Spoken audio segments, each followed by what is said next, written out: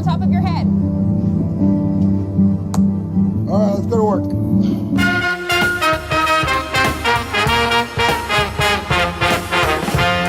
What do you plan to do if this whole dream of yours doesn't work out? That doesn't even enter my consciousness. I thought you said he was dead.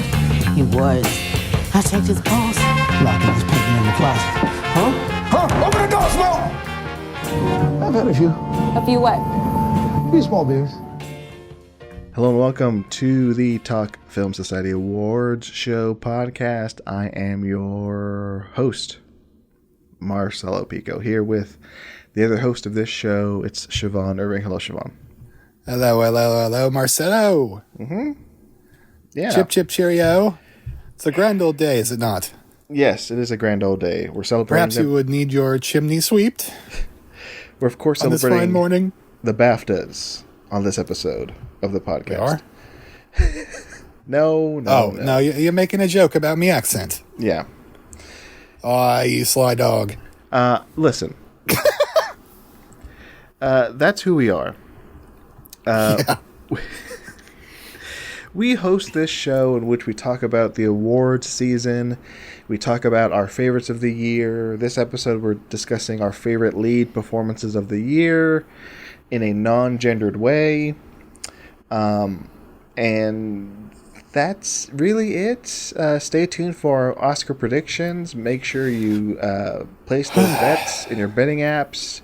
We get things 100% right. We know what we're talking about.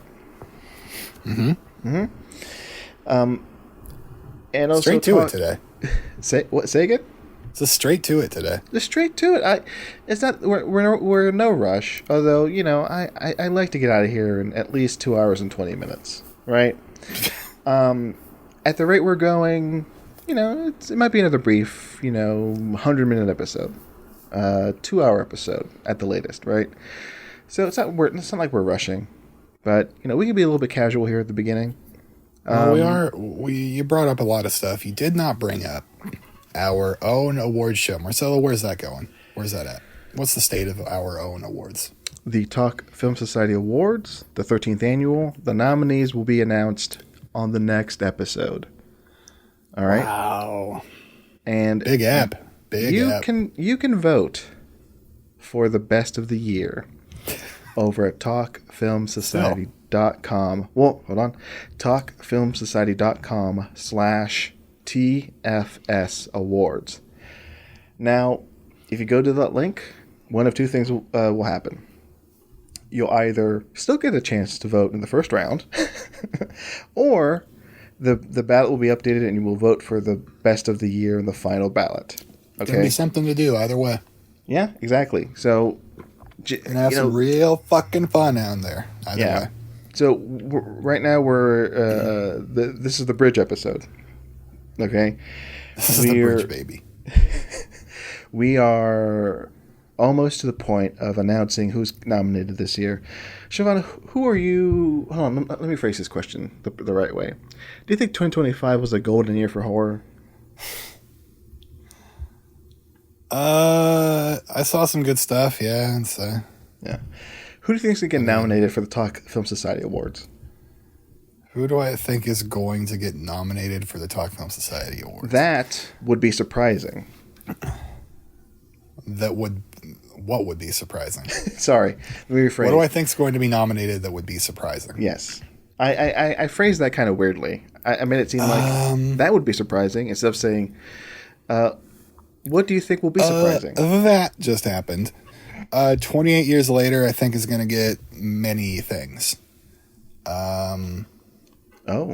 Many things. Well, a few. And then I think we'll nominate No Other Choice. We'll do what the Oscars didn't. What else? Sorry Baby. That could be there.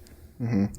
But what's a really crazy thing? What's a really just absolutely insane thing that could happen? Okay. Final Destination Bloodlines. Mm-hmm. Best Picture nominee. Yeah, the Talk Film Society Awards, for the most part, they don't really align too much with the Oscars. Sometimes we do.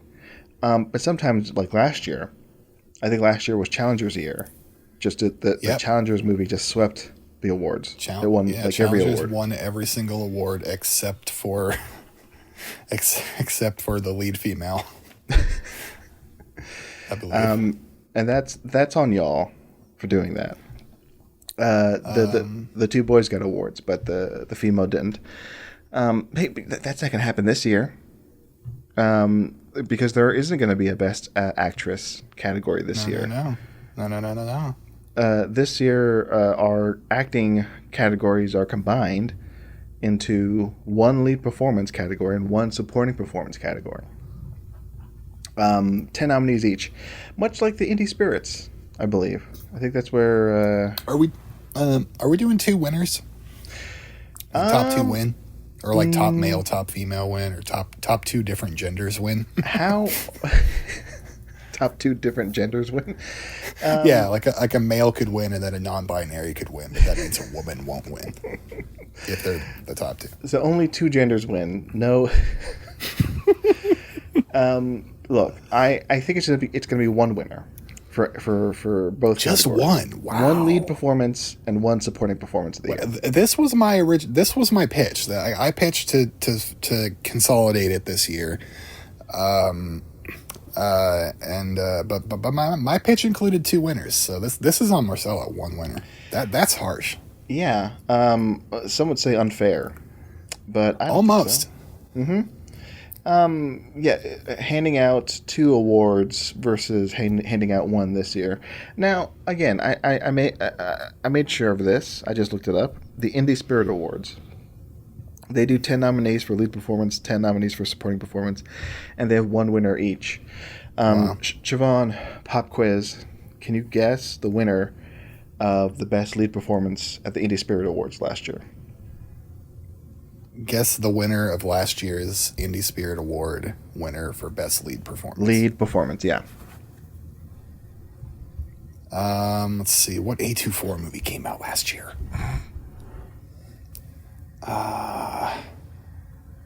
Jeez. Oh, jeez. Was it, it'd be funny if it was Challengers, but it's not. My hint is, you joke, but you're not too far off. Adrian Brody. Adrian Brody did not win. It was not Adrian Brody. Not Okay. Adrian Brody for lead performance. Here, I'm going to give you the nominees just real quick. Amy Adams, Night Bitch. Ryan Destiny, The Fire Inside. Coleman Domingo, Sing Sing. Keith Kerperif, Ghostlight, sorry. Mikey Madison, Honora. Demi Moore, The Substance. Hunter Schafer, Cuckoo. Justice Smith, I Saw the TV Glow. June Squibb, Thelma. Sebastian Stan, The Apprentice. I don't know. Justice Smith? That'd be cool. Mikey Madison for Honora. Oh, I missed that one. You were cutting out for me. I fixed the problem now, but you were cutting out a lot. Okay. Can you hear this? Best supporting performance. Okay. Okay. I quickly, I'll read the names and then you tell me just to stop when you think you hear the winner. Okay. Yura Borisov, Honora. Stop. Joan Chen, Dee Dee. Kieran Culkin, A Real Pain. Stop. That's it. Kieran Culkin. Kieran Culkin won. Just one award for lead performance, one award for supporting performance. That's how we're doing it. I forgot about Kieran, so like it could have been Yora in my mind, but no. Yeah, could have been. But yeah, so that's who we are. And now for the next segment, the news. That's us, yeah. Yeah. That's us, yeah. The news. We're also the news. I mean, it's a little bit kind of the same thing. Mm-hmm. So what's happening in the news this week? Last week we were saying, nothing happened. Last episode, no events occurred. No, when it comes to awards news. Now, something did happen this past weekend. Siobhan, do you know what happened? I'll be damned if it didn't. The Directors Guild of America decided to give their own awards out to directors, I assume. As far as I know, yes. The Directors Guild Awards handed out awards to directors. Do they just give out one award? No, they Best director? I mean, we'd go through all DGA awards right now, Siobhan. Okay, do you want to play that game? No. I mean, I don't know. I'm curious what else they do. No. Okay, Do they do so technical stuff? Maybe like. I'll tell you exactly what it is as I scan through and find the most recent one. Best foreign language direction, best documentary direction, best short direction. Where are we now? 69? No. 71st? No. 73rd? No. 74, 75, 76, 77. Goddamn. 78. We're on the 78th annual DGA Awards. Wow. Okay. That's crazy. For film, they have 3 categories. First time feature film, won by Charlie Pullinger for The Plague.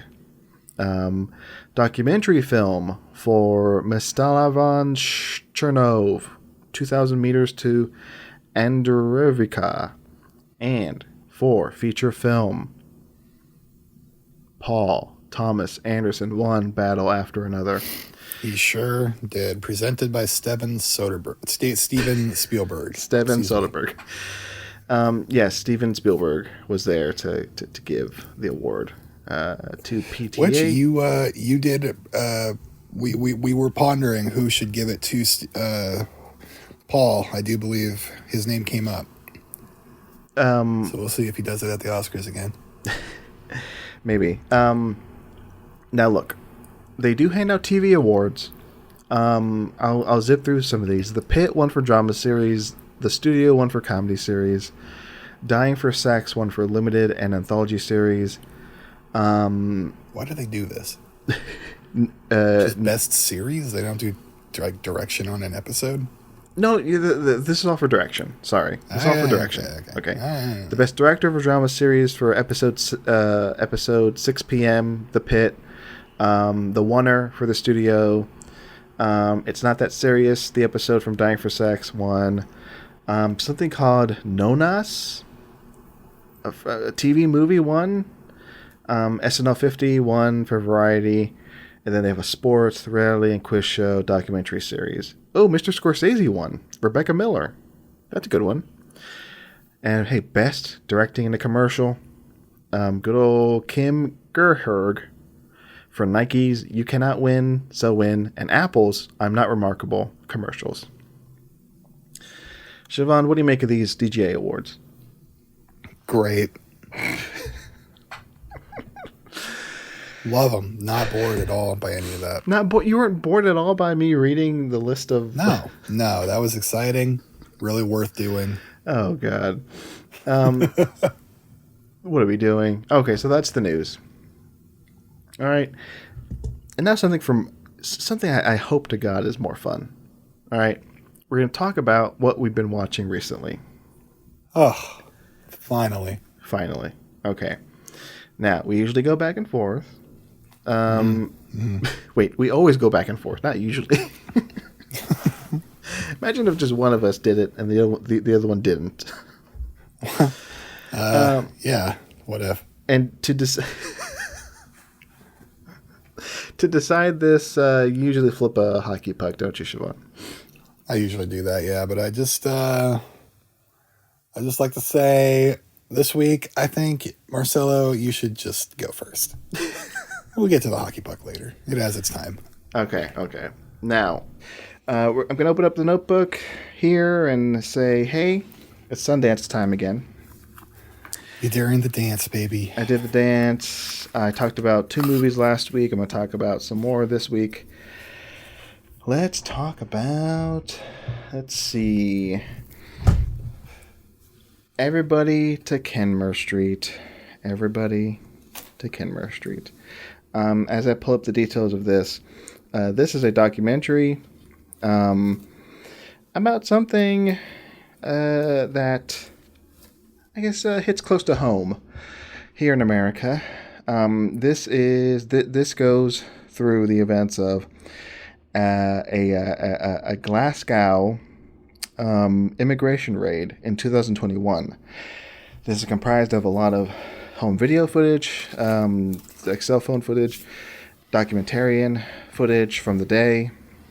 The footage itself, amazing that they captured it with so many angles, all the way through the hours that this happened. So what happened here was immigration officials put members of the community in vans, and as soon as that happened, as soon as people in the neighborhood saw that happened,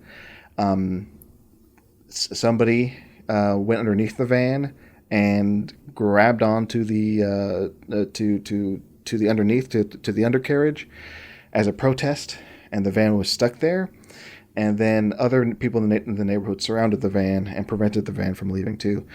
And then after that, just the entire neighborhood came out to support the people who were in the van and were asking, really protesting, yelling at the officials to let them out. And this went on for hours. It's an amazing documentary. I have to note that there's some very... This is heavy, yeah. And the person who I saw it with mentioned afterwards, like, it could have been heavier if it was set in America. But the fact that this took place like 5 years ago in Glasgow, to me, it feels hopeful for the world that, movements like this by ordinary people can happen. And it is playful at times too, I will say. It's not a total bummer. It goes through the history of Glasgow and how there are people who in that community push forward with revolutionary ideas, with unionizing, with women voting, and the documentary made it seem like people there were like ahead of the curve politically. So this was a big example of like how people in the community can help change things. And yeah, it does have a happy ending. I'll just say that. So everybody to Kenmore Street, look out for that documentary. Next, how about something called Rock Springs? It's a horror film directed by Vera Miao. It is about a real-life tragedy that it becomes the basis of a horror film. In the modern day, this family goes to Rock Springs. It's about a real-life event in Wyoming that happened around the turn of the century, early 20th century. Chinese railroad workers were massacred, and this actually happened. And it becomes the basis for a horror film set in the modern day where this family moves to Rock Springs, Wyoming, and becomes haunted by the spirits that were left there. It stars Kelly Moran Tran, Benedict Wong, and I think it's like... my only issue with it is like the horror aspect of it. I think they maybe should have fleshed that out a bit more. It feels maybe a bit too familiar to another recent horror film. Kind of like I don't even want to say how closely it falls with the other film I'm thinking of, but put that out of your mind. I think the historical aspect of this, the research that was made to get one particular segment of this movie like on screen, like that is amazing work. That really hit me hard. To make a movie like this that makes it seem like a personal journey for the writer director, and telling this story that I didn't know about. And even people who worked on the film, the actors, like during the Q&A at Sundance, the pre-recorded one I saw, like they were also like, I didn't know about this tragedy. Like I was just as surprised as other people reading about this, and participating in this movie is very important. They said like to kind of recreate that for people now to learn about it. Kind of similar to that Watchmen miniseries from HBO like years ago. Like remember that? Like people had no idea that had happened in the past, but it takes pop culture media to educate us nowadays. So that this movie I think is going to also show at South by Southwest So I hope more people see it. I'm not sure if it has distribution yet. I hope it does have distribution. I hope it gets picked up and gets a big release. So that's Rock Springs. So those two are the two I want to talk about now, Siobhan. I also saw a little movie you might be interested in. Oh. Not at Sundance. Oh. Okay. It's a little, it's an adaptation. Okay. Wait. No. No, you didn't. It's an adaptation of a romance novel. Wait, what did you think I was going to say? An adaptation of something else. Oh, no. I wish I went to go see Return of Silent Hill. I thought you found a way to watch it. No. You saw an adaptation of a romance novel directed by a very controversial director. Very controversial. I'm going to be honest. I don't know. Reason. I don't know why this director is controversial. I don't either. Her movie, I don't know. Like I get it, but I don't get it. It's too much talk about her. This episode's releasing on Valentine's Day Eve on February 13th. On Friday the 13th, actually. Get ready to kiss your sweeties tomorrow. Set your alarms for 12 a.m. so you can kiss your sweeties. Look, Wuthering Heights, written and directed by Emerald Fennell, starring Jacob Elordi, Margot Robbie. Don't sound so excited. I liked Promising Young Woman just fine. I didn't hate it. I got the hate for that. I understand why people don't like it. I hate that fucking movie, yeah. I get it. I get it. Saltburn, I think it's fun. I think it's a trashy good time. Me too. I think it is self-aware. I think she knows what she's doing. I think she wants to make nice, sultry, good-looking trash, and I think Saltburn is that. Also, very important, I believe, to Jacob Elordi's rise. Yes. And also my rise while watching that movie. Look, Wuthering Heights, it's...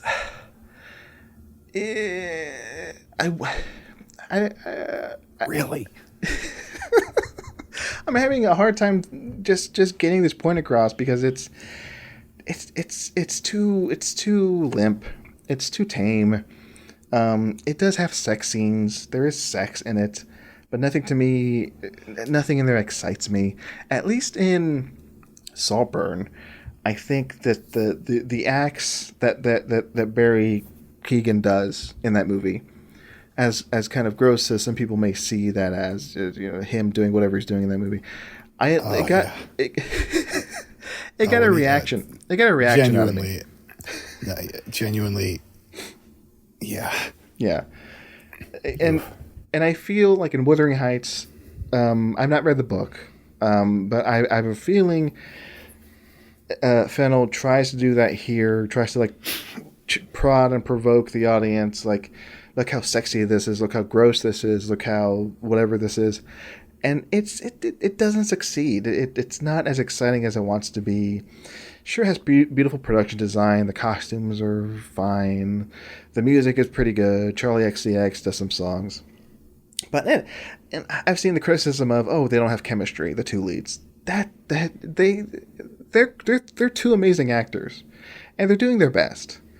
But it's not as sultry and seductive and sexy as it thinks it is. And I was kind of just bored for most of it and rolling my eyes when she decides to do some things with the production design and special effects that I'm like, why are you doing this? This is weird.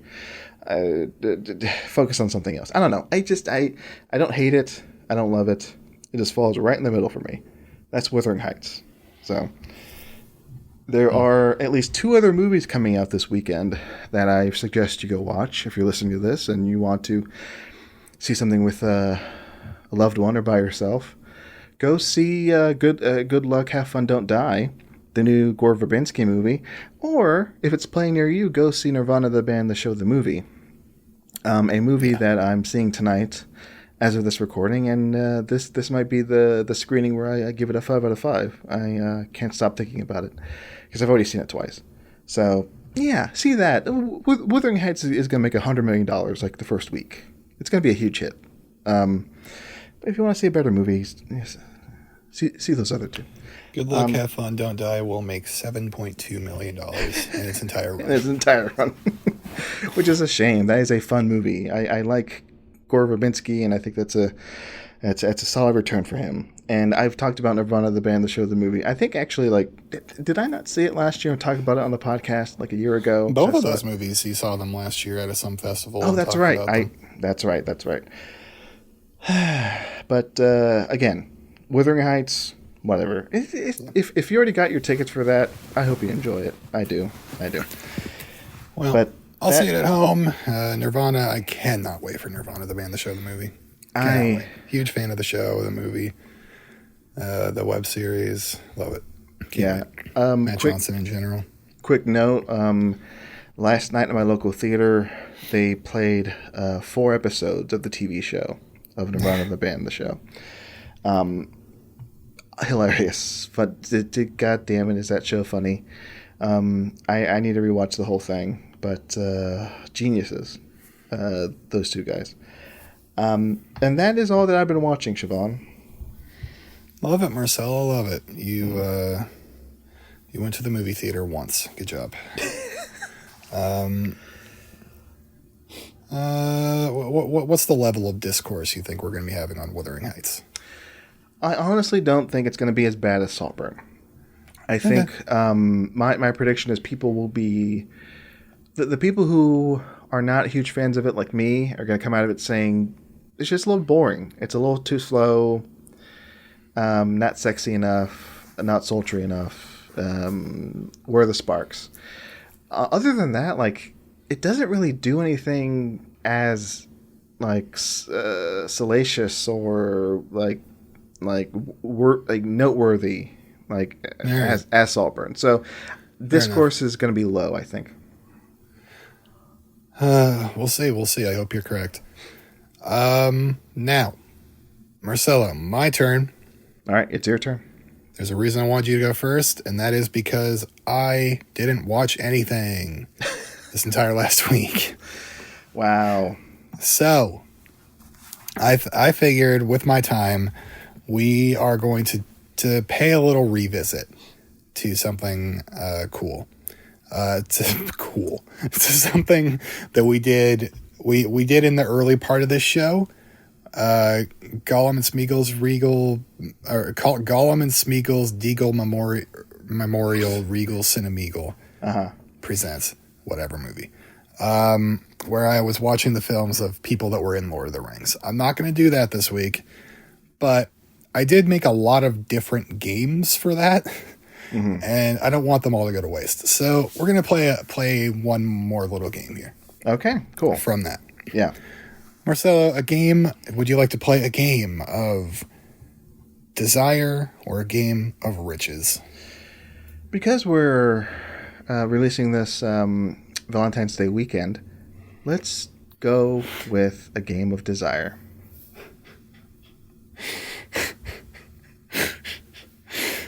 Great. Very happy about this. All right, Marcelo, I'm going to ask you to pick. I'm going to read off a list of names here. Okay. And at the end of it, I am going to ask you to pick one of them. Okay. Marcelo, you can pick between Emma Stone, Bryce Dallas Howard, okay, Amy Adams, okay, Isla Fisher, okay, Christina Hendricks, okay, Karen Gillan, okay, Julia Roberts, yeah, Julianne Moore. I'm sensing a theme here. Or Jessica Chastain. Okay. Who would you like to choose? Knowing nothing of what's going to happen next. I mean, do I go for the one actor on that list whose filmography I know a lot of, and even wrote some articles on, and although it's been a while, I haven't been on that train in a bit. Or do I go with my new favorite? This is currently nominated for an Oscar. This is tough, but I'm gonna go. You know what? Let's go with the original. Let's go with Jessica Chastain. Wow.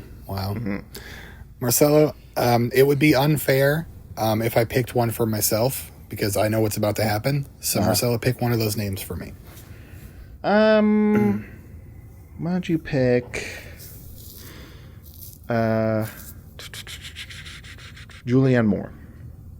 Julianne Moore. Yeah. Okay, Marcelo, here's what we're going to do.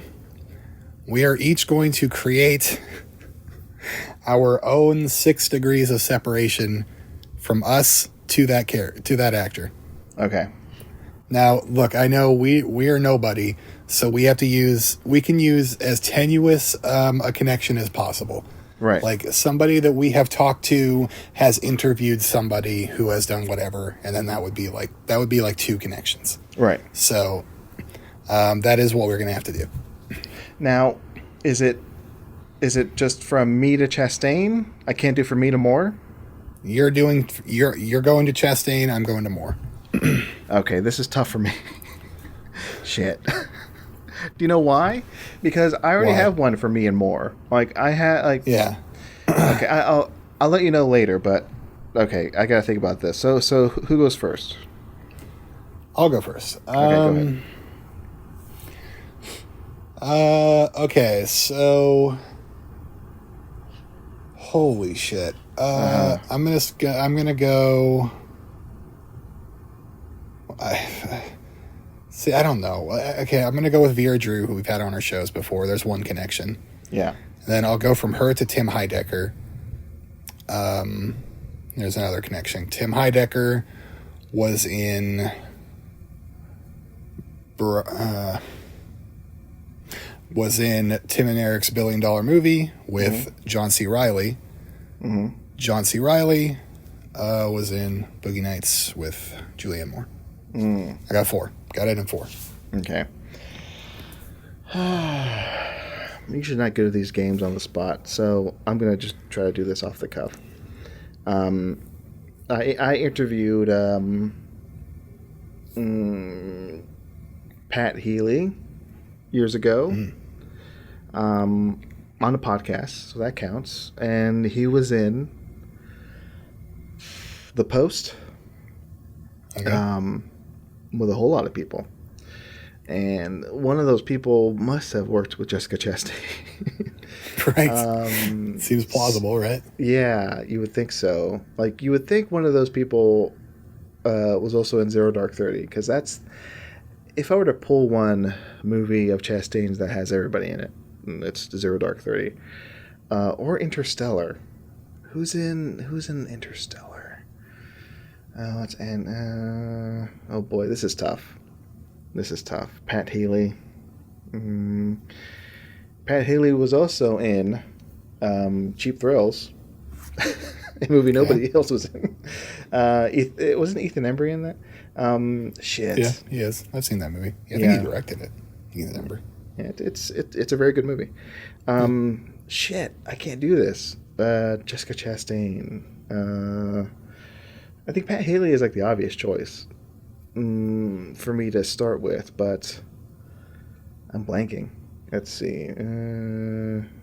Is that okay? You know what? I'm stuck. I'm at a loss. Siobhan, I think you won this round. I'm impressed I got there, by the way. Like, I had not thought about this in any way. And I got there pretty quick. Now, Marcelo, I guess since the game is over, I might as well remind you that you met Jessica Chastain in real life. And you could have got it in 1. But that doesn't count, though. That 100% counts. We're connecting screen performances. It's 6 degrees of separation. It's just your connection to them. Like you saw her play on screen. Or okay. I mean, in real life, there's one. You're done. Okay. You know what? I'm going to cut all that out. And here's my answer. Oh, Siobhan, you know what? I met her in person. That's right. I was afraid you'd pick this one. There was only one name I was scared you would pick, and it was this one. Okay, fine. Well, you win anyway. So congrats, Siobhan. Oh, thanks so much. Yeah. Anyway, I liked that game. I'm glad we finally played it. It's a good game. It's a good game. This is going to bug me now. The connection between Pat Healy and Jessica Chastain. We will come back to that. All right. Good game. Good segment. That is it that we've been watching this week. And now, I think it's time for our picks. The best lead performances of 2025. Non-gendered. We each have 10. 10. Top 10. That's a lot. We have 10 each. We're splitting this up. So now it's time to decide who goes first. Now it's time to decide who goes first, and we're going to decide this in the traditional way. Tradition. And I guess since I won the last game, I will pick the flip we're flipping a Penguins hockey puck here to decide who goes first. I'll take heads. No, it is Tails' best friend, Marcelo. No, it's Sonic's best friend. Tails' best friend. Himself. Yeah. So, Marcelo, would you like to go first or second? And we're going to do 10 through 6 and then switch. Let me go first. Let me go first. Want me to go first? I said let me go first. Let me go first. Okay, thank you. I'll go first. So, no, let me go first. You. Look, who's me? I have 10 lead performances. I have no honorable mentions. Wow. Okay. I think I had a few. Year. Yeah, I think I had a few supporting performance honorable mentions, but for this, I just have the 10, solid 10. And I guess I'll get started. Without further ado, here we go. My number 10 lead performance of the year. Just talking about her. She's the one who I was referencing in the fact that she's my new favorite. She's nominated for an Oscar. It's Emma Stone for Begonia, my number 10. Wow, terrible stuff. A movie you Garbage choice, Marcelo. You do not enjoy at all. Movie you do not enjoy, which I like just enough. I don't think I've brought it up at all this season. And it's a weaker Yorgos Lanthimos for me. But I still think Emma Stone's delivering amazing performances, and this is one of those amazing performances. The highlight of the movie, I think Jesse Plemons is also good, but I think Emma Stone is the best in this movie. My number 10 best performance of the year. Yeah, go ahead. I would like to say, like, oh, Emma Stone's not the problem with the movie. Like, because she is good in it, but it's just like, I don't think I can say that, because do I think this movie got funded if Emma Stone isn't in it? I don't know. I don't know the answer to that. So maybe she is the problem. Yeah, and she's also a producer. And I watched a director's roundtable, which had Yorgos on it, and Yorgos was like, "Yeah, it's because of Emma She did Stone. everything. It's because of Emma Stone that these things are getting produced, and I'm making the movies as often as I am. So, yeah, Siobhan, blame Emma Stone. You know what? But that is testament to how great of an actress I think she is, that I'm not going to let that kill her for me. No, I still think she's great. Yeah. And, during that roundtable, that roundtable with other directors, he did say he wants to take a break. So he's made thank fucking God. Fucking God. He's made like 4 films in 4 years, so why not take a break? And I'm honestly I enjoy every Yorgos collaboration she does, but I'm eager for her to do more beyond that. In this movie, in Begonia, of course, like the whole premise is like you don't know whether she is or is not an alien, and I think if you don't know the ending, if you have not seen the original sci-fi movie that this is based on, like from 20 years ago, if you don't know that, then you're on the edge of your seat. You don't know where this movie's going to go. If you're only just paying close attention to Emma Stone, I think, and her performance, I think she plays it very well. Of course, because she's like one of the best actors working. And that's on my number 10. That's on my number 10, Emma Stone. That's my number 10. Mm-hmm. My number 9. Another movie that I haven't really talked about a lot, but I did name check it when I finally saw it, and I said, you know, if I had seen this movie when we did the episode on like best editing, or like I think I even shouted it out in an adapted screenplay. I would have talked more about this season, but I just saw it a few weeks ago. The Chronology of Water, the lead actor in it, Imogen Poots. She's my number 9, playing Lydia Jokanovic, the real life author. Boy, does she go through a lot in this movie, Imogen Poots. And I've been a fan of hers for a while. Was she not in that Need for Speed movie? I think that's when I first really noticed her. Was in the Need for Speed movie. But I've always been rooting for her, and I think this movie is the best work she's done, the best work I've seen from her, playing this real life person, adapting this book that touches on very just intense subject matter.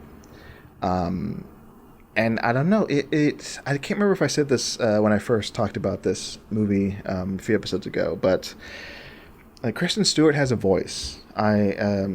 From watching her on stage at South by Southwest during the Runaways Q&A 15 years ago, through all her press junkets, her interviews, she has a distinct personality, and I think in this movie, in Chronology of Water, that distinct personality comes out at times. And I think I think Kristen Stewart could have played the lead in this movie, because I feel like Imogen Poots is kind of channeling a little bit of Kristen Stewart in this. But I think she's the right choice. Poots is amazing in this, but it's such an incredible performance, and I said this before. I want Kristen Stewart to direct more movies, and if they all star Imogen Poots, I'm okay with that. So that's my number 9, Imogen Poots in the Chronology of Water. Now for my number 8, good old little man himself, Ethan Hawke in Blue Moon. He plays a short man, Lorenzo Hart. I say short because... Wait, have you seen Blue Moon yet, Siobhan? No, I haven't. I'm quite excited to. I'm glad Ethan Hawke, good nomination there. Yes, yeah. I'm happy too. If it wasn't for the state of the race, any other year, I think he would have had a great shot of winning the Oscar, and I think he does deserve it for this, honestly. Really? I think so. Lorenzo Hart, the story, if you don't know, takes place over one night.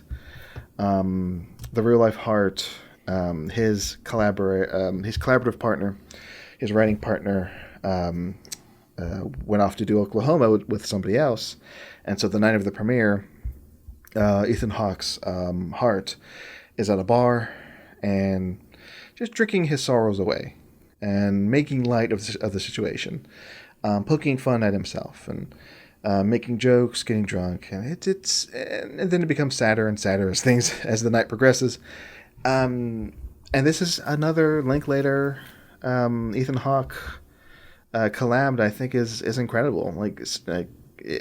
I want these two working together for the rest of their lives. I think they bring out the best in each other. They bring the best out of each other. And Ethan Hawke is, like I said, he's funny in this movie. His character is smart, but then as the movie reaches its end, you can see the sadness. You can see the sorrow. You can see how this character is really kind of repressing the deep undercurrent of, not being the success he wants to be.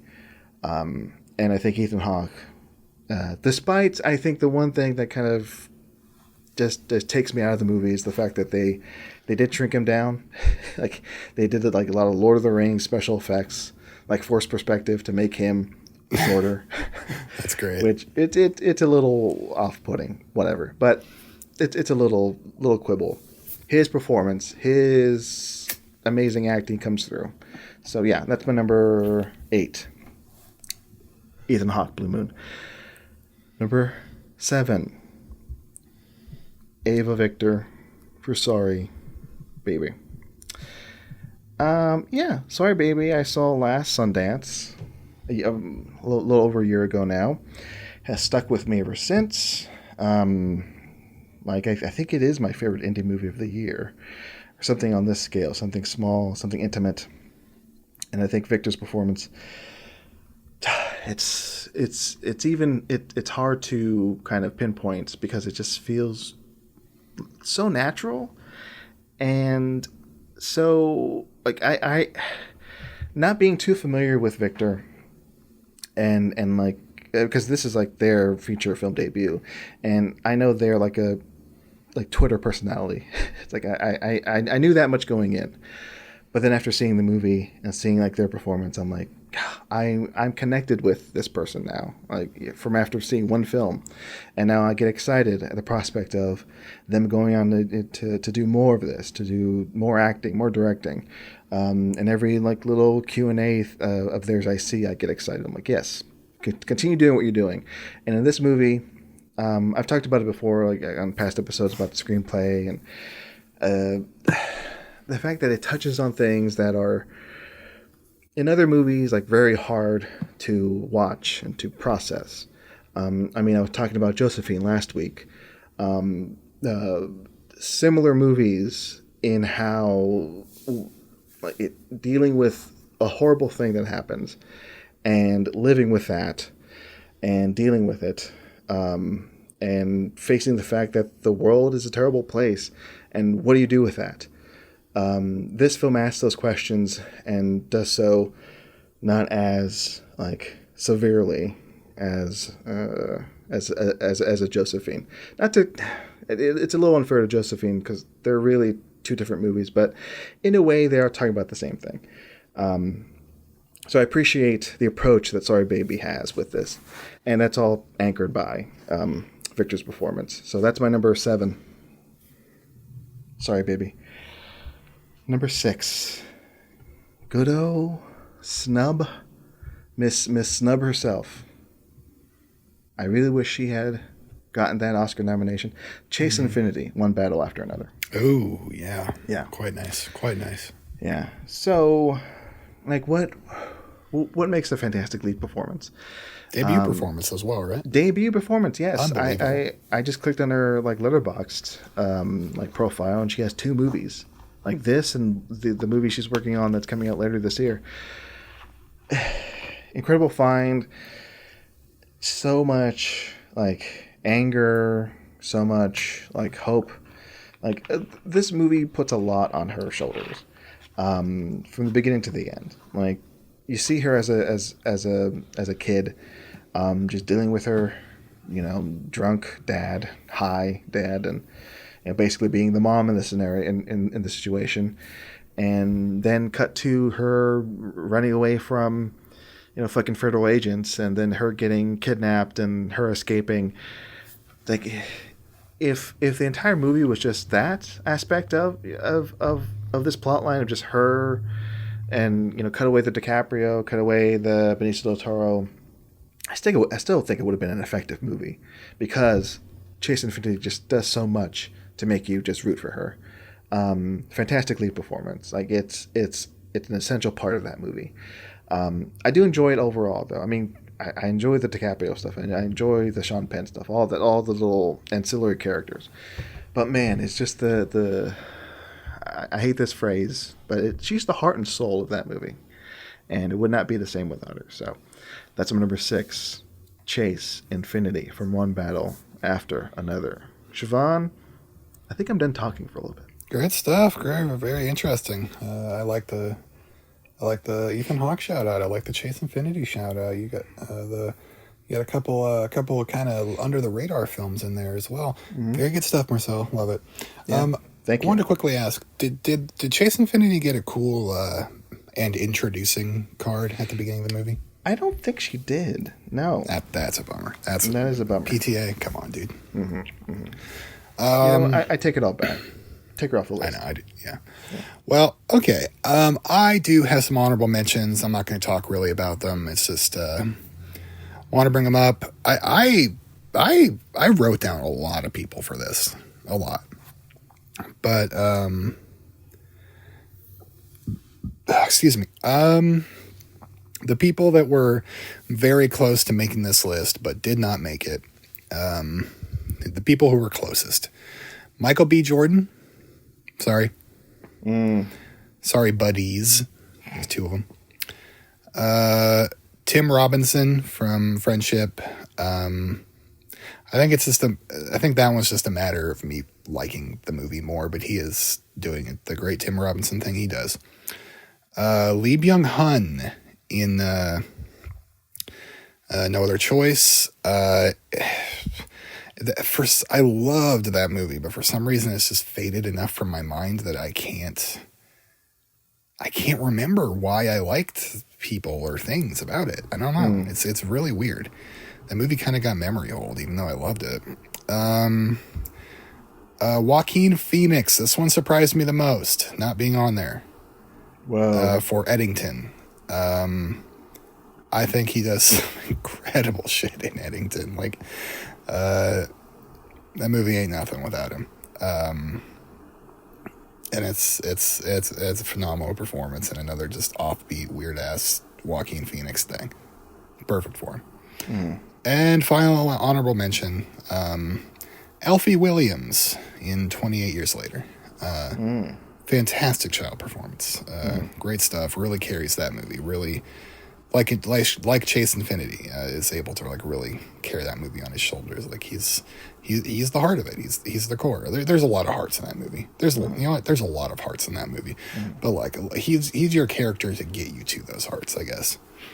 And he feels like a different character from at the beginning of the movie than he does at the end. And that's a really good progression for a child actor performance.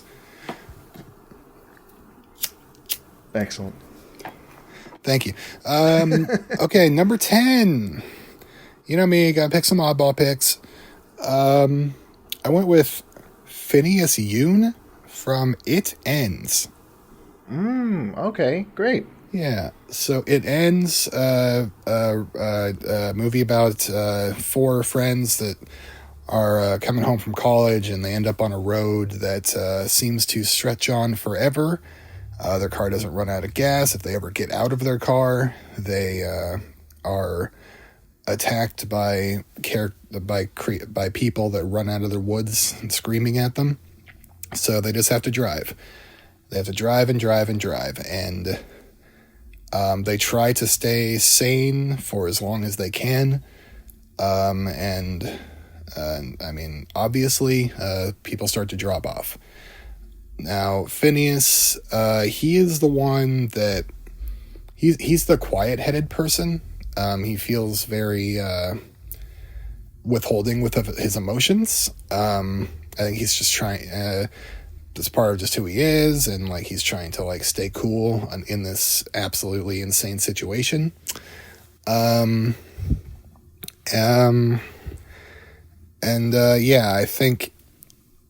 I think he provides the most, even though he is like the most kind of like withholding character, he is still, I think, provides the most emotion of anybody towards the movie.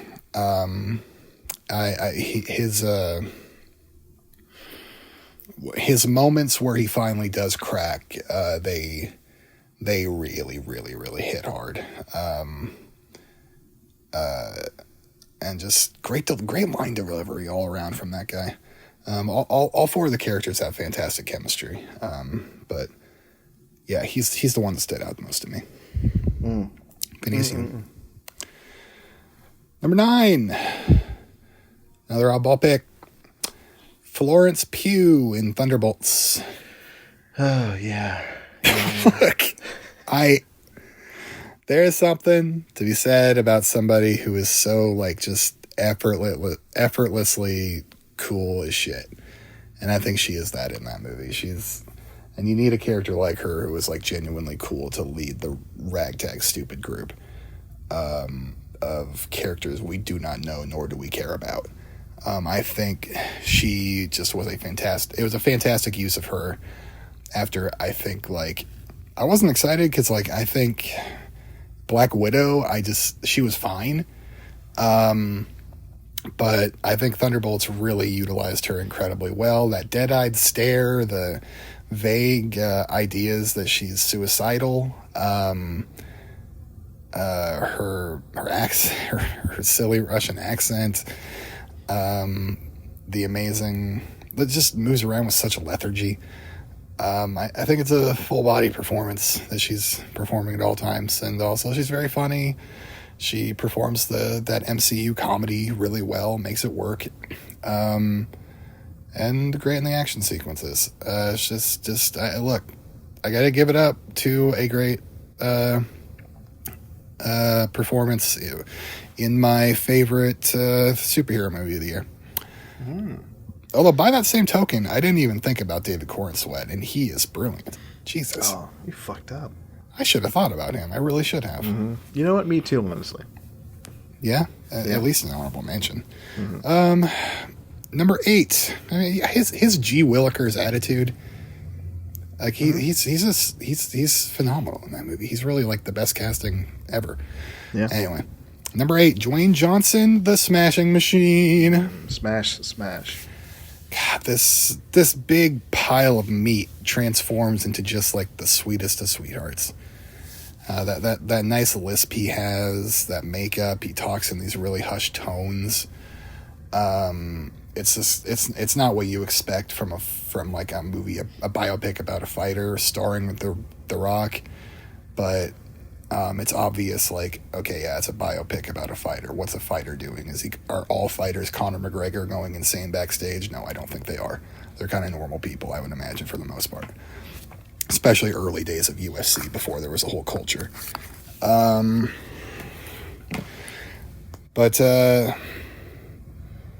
Yeah, I think he handles all this stuff well. Obviously, the fighting scenes, that was his life. He's amazing at it. But yeah, it's just those small moments where like it's like the camera is barely capturing him, like just talking to a referee or something off to the side that almost voyeuristically. That's like he just feels like a real guy, a real human. And he gets lost under that prosthetic, but he wears that prosthetic so well. It's like he's a new person. And like as much as I think Emily Blunt is probably going too hard and maybe hamming it up too much in her performance, I think he meets her at a good middle ground to kind of let her to sort of make her performance make a little more sense. Like I think she is helping Emily Blunt make less of an ass of herself, which is maybe the most insane thing I've ever said. Yeah, Dwayne Johnson, Smashing Machine. Wow. Emily Blunt, not a fan of her. But you know what? When I saw that Disclosure Day trailer, I was immediately caught by her. It was like the first time in forever I've been like, oh, Emily Blunt, neat. Wait, you've liked her in the past, right? Yeah, like I was hot on her, like with like Edge of Tomorrow and stuff. I think she really just lost me with Quiet Place and being married to John Krasinski. And No, you know choices. what? That's fair. Yeah. Yeah, but I don't know. Disclosure Day might bring me back. I just think Smashing Machine really should have just cast Julia Fox in that role. And I think we would have been perfect. Anyway, we needed a real trashy bitch and not Emily Blunt playing trashy. Because we know she's not trashy.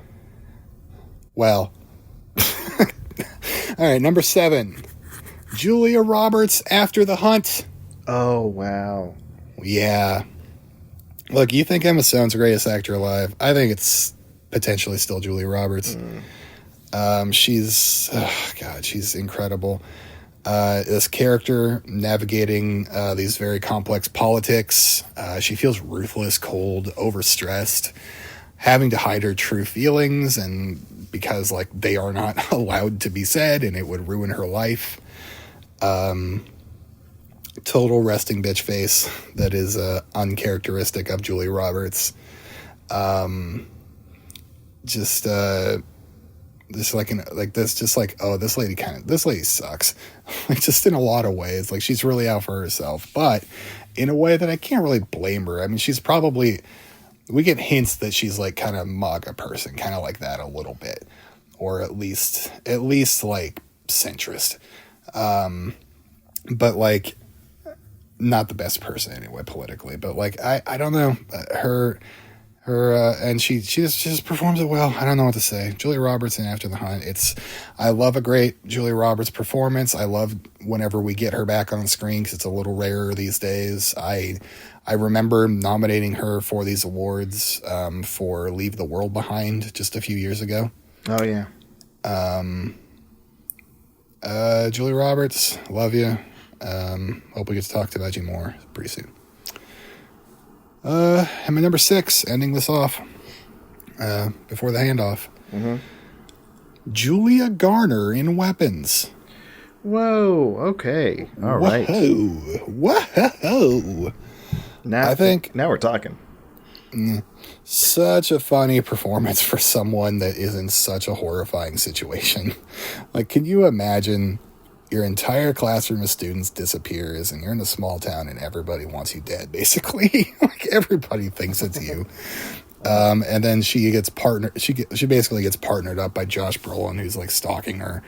And she has so much like back and forth one-on-one scenes with Josh Brolin throughout the movie. And like, There's such entertaining scenes and like really great dialogue and stuff, but it's just so impressive that like you pair somebody with Josh Brolin and you come out on top. Like, I'm thinking about her coming out of those scenes. Yeah, it's a very, not that she's a newcomer. I mean, I've liked her I've been a fan of hers for like a decade, ever since I saw her in Grandma. But she really garners the screen, if you ask me. All right. Beautiful. Yeah. Wait, is that it? Was that 6? Yep, 10 through 6. Oh, Siobhan, outstanding work. Wow. I could not have done it myself. Marcelo, not in a million years would you have made that list. No way. Thunderbolts asterisk on there? No. No, thank you. Yeah, I think 2 of these you might have put on yours eventually, but maybe not the rest. Maybe. All right. So do we hand it back to me and then you?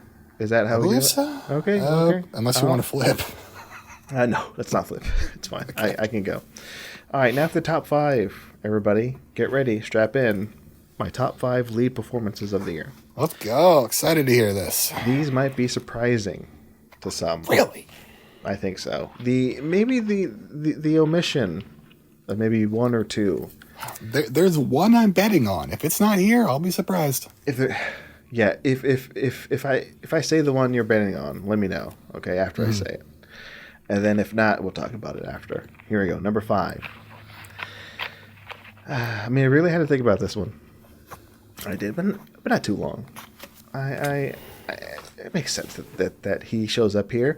George Clooney and Jake Kelly. Oh, yes. Oh, I didn't think about that one either. Oh, no. Oh, I would have thought about him seriously. He might have been my number 10. Mm-hmm. So the much not even like derided movie, but the much forgotten about movie now. Oh yeah, that movie's gone from all cultural. It disappeared. It came Which in. is unfair, man. Like that. Yeah. I don't know. It feels like it should have been a big deal. But okay, a Netflix movie directed by Noah Baumbach, starring George Clooney. Dime a dozen. Honestly, it's how do I put this lightly? Straight white guy making a straight white guy movie. Probably not the time to release pathos. it. But man, it was my number 1 movie for a while. About rich there. people too. About rich people. Yeah. A rich guy going through emotional troubles. But man, is it just? I've already said it a lot this season. Favorite movie of mine, a favorite movie of mine this year, because it is. I think it does all that well. Like it's tropey, yes. Like it's a rich guy going through an existential crisis. Asking himself, "Am I a good dad, and like, who am I? Like, am I really a person, or am I just a vessel for performance? Jake Kelly is the embodiment of classic Hollywood that is now, at its end, and this movie asks all this, and George Clooney is up to the task of being that like cipher of the death of Hollywood. And in the movie, he's asked to be, yes, an A-list movie star. And is he an A-list movie star? Yes. And there has to be a certain sense of charisma there, and he absolutely has that charisma, and he has that pathos. It's one of his best performances as an actor, and I've always liked everything he's in. But in my opinion, he doesn't like deliver enough of these performances in his career. He might play it too safe sometimes, and I don't think this is a safe movie, because man, does he really just give off like the pain of just not only just being rich, sure, being an actor, sure, but being a loving person, and having regret, and doubting every decision you've made up to that point. So, man, it is a fantastic performance, and it's my number 5 of the year. Good. My number 4. Thank you for shouting it out, because I'm bummed I forgot that. Yeah. I'm glad I did, because it's on my list. So, my number 4.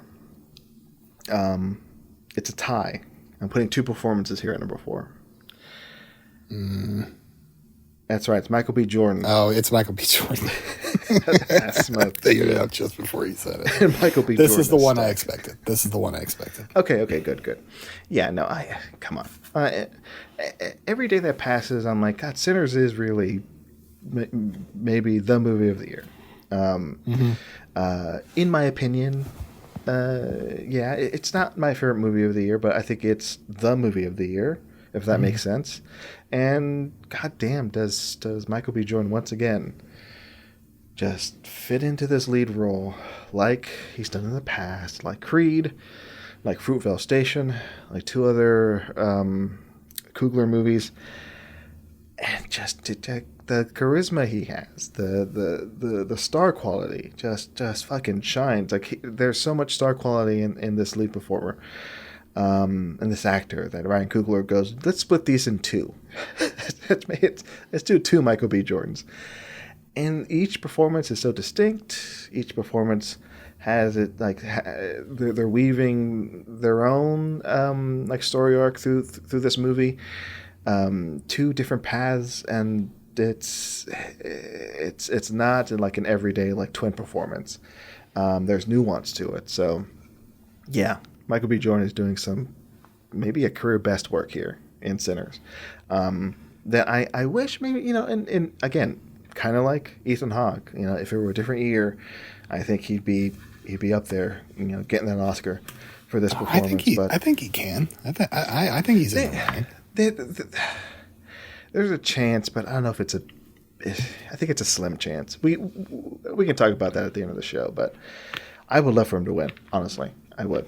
I think it'd be deserved, but I don't know. I don't know if this year's his year, but he's gonna win. He's gonna win eventually. It's already predetermined. He definitely has everything. Like I just talked about George Clooney. He has like a George Clooney-esque like aura to him. Like I can see that. I 100% think it. Yeah. I can see that as being his future, as being a George Clooney of his generation. Been fucking in love with the guy since Creed. Like since Fruitvale Station. Like oh man, he's phenomenal. Yeah, so that's Michael B. Jordan and Michael B. Jordan from Sinners. My number 3 coming up. Here we go. These last 3 are really my 3. Oh yeah, baby. Amanda Seyfried, The Testament of Anne Lee. Yeah, I love her. Yeah. And I talked about it, I think, last episode. Or maybe an episode or 2 ago. I saw Anne Lee again. I saw her Testament again. And that rewatch, my second viewing, it just cemented it as one of the best of the year. Absolutely. a movie that's going to stick with me. Love its themes, what it says about having faith of any kind and surviving in such a cruel world. And Amanda Seyfried carries that theme throughout the movie, and in being like an innocent in a cruel world, in the world asking a lot of you, a lot of things you don't want to do, you have to do, as a woman, and as a person. And man, does she carry that? Yeah, she goes through horrible things. She cries a lot, but man, when she sings, that's incredible. Like, she's an amazing singer, and she sings a lot in this movie because it is part musical, and she does the choreography. She dances too, so this asks a lot of her, and it's the best Amanda Seyfried performance I've seen, and it's something I've been waiting for a lot of her career. Like, I love Mamma Mia. I love those movies. I love both Mamma Mia movies. I'm eager to see another Mamma Mia. But they're fun. They're light. But they're good. But this really digs into like what she can do as an actor, and it's a hell of a characterization. What she does with Annalise. So love her. Love this performance. Love this movie. She is my number 3 of the year. My number 2. You just shouted him out earlier, Siobhan. And he makes my number 2. It's Alfie Williams from 28 Years Later. Whoa! Yeah. Amazing. Yeah. Spike, the 12-year-old, lead in 28 Years Later. There's some argument. There is no argument, because 28 Years Later isn't on anybody's like Oscar nominees ballot, and there is no a category fraud here. Who cares? It's his movie. It's all about his story. Like, absolutely. Everything's about Spike. It's his movie. It's his story. I can see the argument about Bone Temple kind of veering away from his story, right? But whatever. We're talking about this one.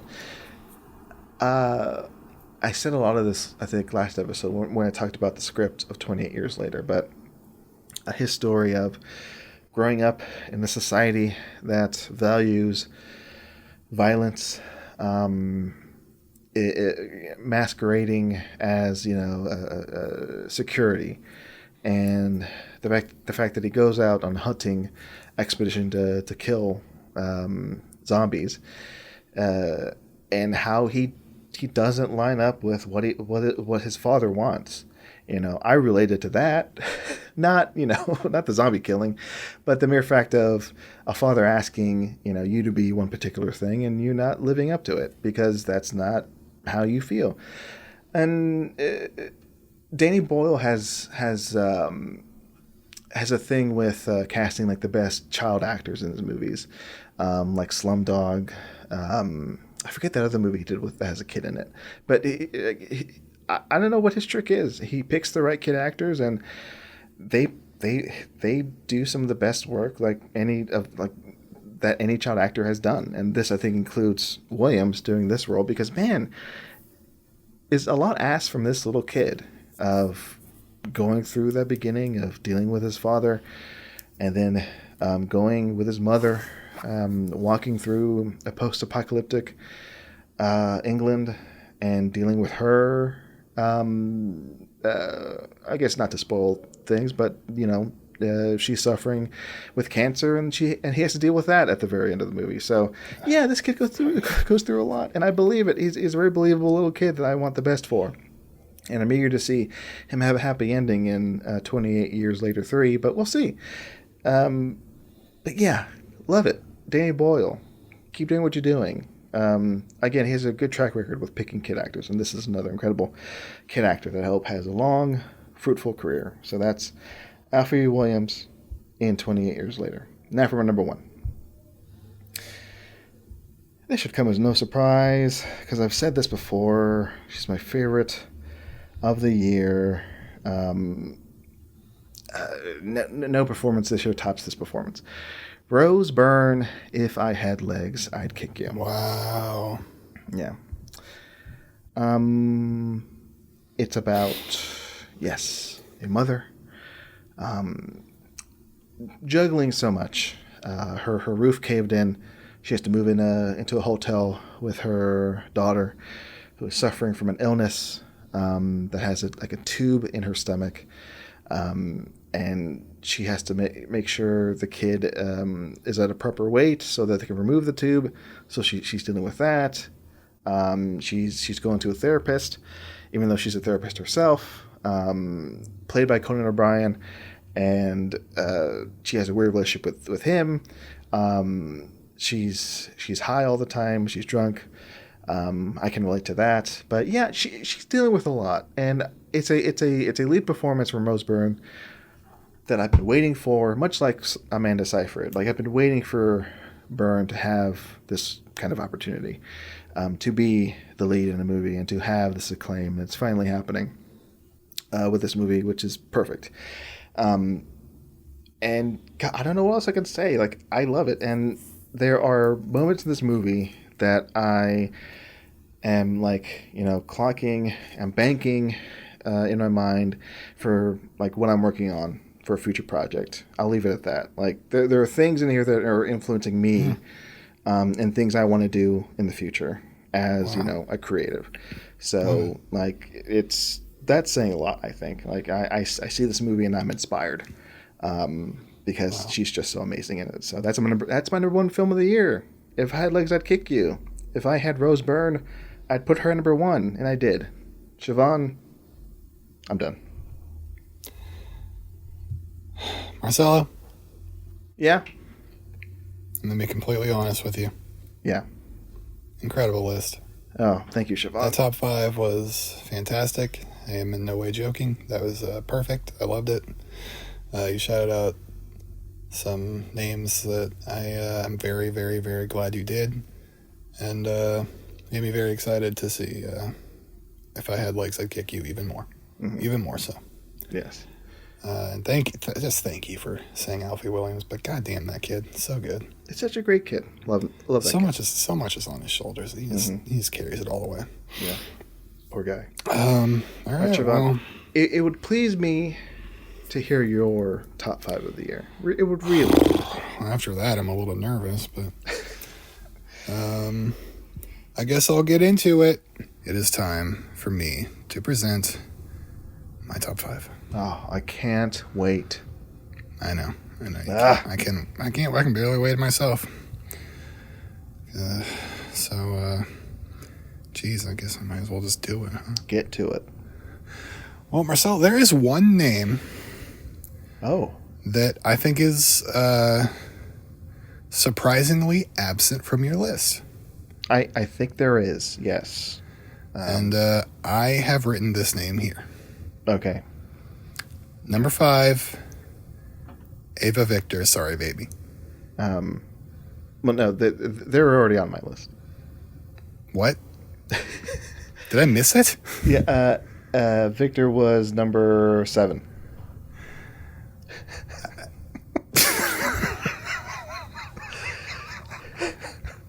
I went on about Victor for like 3 minutes, so.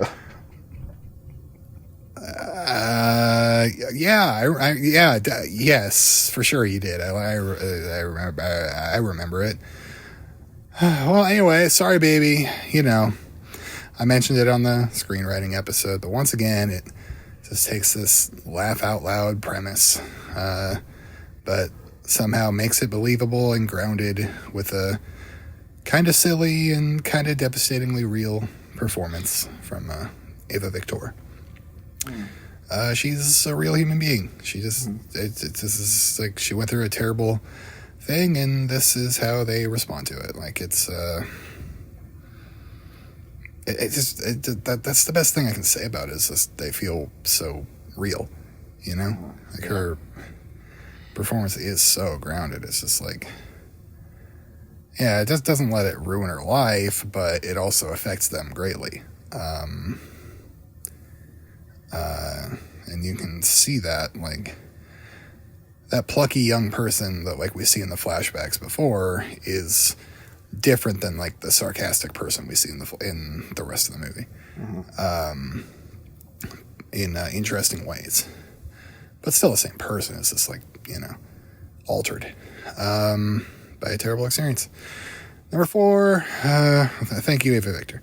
Number 4, this one's an interesting one, left field. Cassandra Naud, Influencers. Oh, wow. Okay. So this is a Shudder horror movie sequel to the film Influencer. Cassandra Naud is reprising her role, and it's still like it's one of the biggest surprises of me from last year. Like it's deliciously evil and absolutely hilarious. She can just turn on a dime. This is a sequel, but like the character still always leaves you guessing in a really unique way. You think you understand the character, but I don't know, sometimes she can throw you off. But it's in a way that still feels true to the first. Like it's really cool.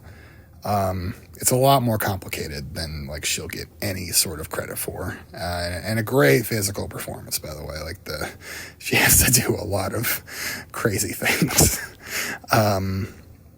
and lots of mimicry to disguise herself. It's what a performance! What a performance! All right, Marcelo. This one is even more left field. I'm going to guess you have not heard of this movie. I mean, to be frank, Influencers was one I have not really heard of until you brought it up. So Really? Okay. yeah. So I thought you might have heard of that because I was talking about it recently, but it's okay. no, I mean, back when you first mentioned it weeks ago, right? That's when I first heard about it. So you're one to bring things to the table I've not heard of. So this might not be a surprise. This is a film I was really taken by early last year, in my last days of having Netflix. Jesuita Barbosa in Latin Blood, The Ballad of Ney Matogrosso. Okay, for sure I've not heard of this. Or the Portuguese name, Homem com H. Okay. It's one of the best musical biopic performances I've seen in one of the best musical biopics I've seen. Wow. Jesuita is playing this massively famous and beloved Brazilian gay icon, and he fills those shoes incredibly well, getting every aspect of that performance right. I feel like, even though I don't know the man, I'm like, this has to be the guy. The film feels real. We get aspects of the man's life, but it isn't like the best thing about this film, and it sidesteps a lot of the musical biopic bullshit that you get in every other one. That's like it feels like closer to reality. It's not like played up for drama. We're not dredged in tragedy or crazy bravura. He just gets to simply like be the man for a majority of the film. And it's a very naturalistic performance that is surprising for a person this large and loud and electric as Ney Matogrosso is. And it's hot as hell, by the way. There's sex scenes all over this thing, and they are hot and heavy. They're good stuff. It's a phenomenal performance. It really is. Jesuita Barbosa. Have not been able to get him out of my head since. And I haven't nominated the film for too much because like specifics from the film aren't sticking out too hard, but like Barbosa's performance definitely does. My number 2, I've mentioned it a lot this year. Cillian Murphy in Steve. Good old Cillian. You mentioned The Pit. This feels like The Pit, the movie. It's not in a medical sense, but like it's just like Panic Attack, the movie. He's spinning a million plates, yeah, he has this and this and this to worry about, but he's always going to make time for more. The genuine love and care that this man has for his school and his students shines through everything that Killian does, both subtle and large. Like he looks like he hasn't slept in 6 weeks, and he kind of acts like it. Very panicky, incredibly vulnerable moments of outbursts, panic attacks that can be heartbreaking or scary. Because like he's this one man who kind of has to control almost all of this school on his own, or this school almost completely on his own. He's just simply doing too much all at once and dealing with an alcohol addiction. Like it and like Killian just he performs that so well. It's such a physical role. Like he is just like transformative. Top 5 Cillian Murphy performances, I'll say. Wow. Number 1. My number one. Oh, this is exciting. A fairly recent watch for me, so it is probably recency bias, but I don't care. I love it so much. It's Joel Edgerton in Train Dreams. Ah, choo choo. The ultimate ode to the simple working man, played by Joel Edgerton. Robert Grenier isn't the smartest man, but he's very emotionally intelligent. You see that concern and fear and longing and love and years of wear and tear on his face just at all times.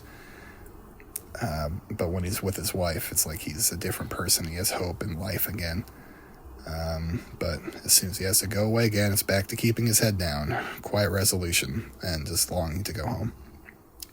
And so much of the story is told through narration, right? And Joel, he talks quite a bit, but it's not a very talky performance. And he has to do a lot, just physically and mentally, and just with his face. And he runs the gamut. Like it could be devastating or very, very emotional, or just calm,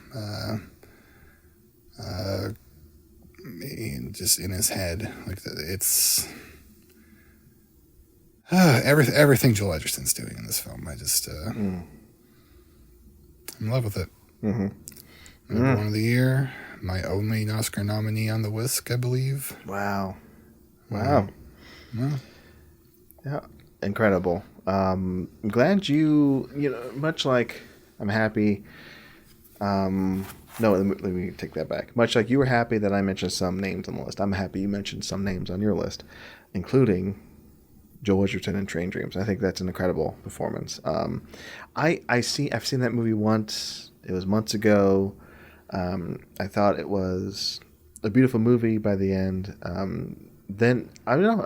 The longer I sit on it, the longer, the more that my appreciation of it, grows. And I think he does an excellent job in it. I'm the same way. Like I automatically loved it, but then like it's only growing more in my mind. Yeah. I'm not going to say it. I am not decided on what my film of the year is. We're getting close to that episode. Mm-hmm. I've got like 3 or 4 swimming around that area. Train Dreams would be one of them. Mm-hmm. So, we'll see. Yeah, I think I've said my number 1 a few times already this season. You have, but it's also changed. Like for a while, like it changed and then it came back. I don't know. Mm-hmm. Why couldn't it change again? It might change again. I before we record our Best Picture episode where we go through our top 10, I'm going to do some rewatches. And things might switch around. We'll see. So stay tuned. There's a couple films that like I haven't been mentioning Sinners too much, and it's because I haven't seen it since the theater, and I need to rewatch it. Mm-hmm. Like I just like I will make sure to give it its due before that episode for sure. Mm-hmm. Well, anyway, amazing picks from both of us. We can now move on. There are no more picks to discuss. Let's get this train rolling. There's no more picks of ours to discuss, is what you mean. What? You and our picks are done being discussed. That's what I said. We're done. But we do have more picks to discuss from other people. Oh, how is that possible?